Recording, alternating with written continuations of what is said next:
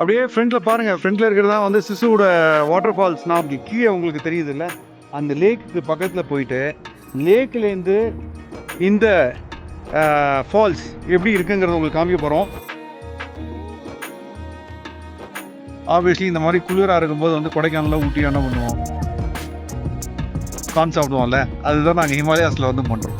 இந்த மாதிரி படத்தில் பார்க்கும்போது தான் இருக்கு பாருங்க, எவ்வளோ அழகாக இருக்கு பாருங்க.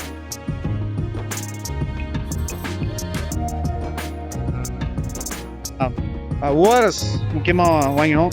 பல்ஸ் ஆக்சிமீட்டர் எங்களால் எடுத்துகிட்டு வர முடியல, ஏன்னா அங்கேயும் கிடைக்கல, இங்கேயுமே கிடைக்கல. பட் ஆனால் பல்ஸ் ஆக்சிமீட்டர் இருந்ததுன்னா நீங்கள் வந்து மணாலியே வாங்கிக்கோங்க. இது ஒரு வகையான டென்ட்டாக இருக்குங்க. கொஞ்சக்கணக்கான ஆடுகள் வந்து இந்த மலையில் வந்து மேய்ஞ்சிட்ருக்கு.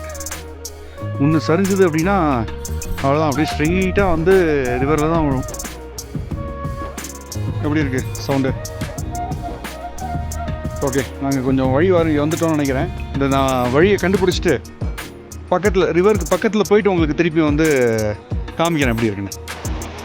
நான் இங்கேருந்து கிளம்பணும் தாங்க நினச்சேன், ஆனால் கிட்டத்தட்ட ஒரு அரை மணி நேரமாக இந்த இடத்த விட்டு நகரவே இல்லை.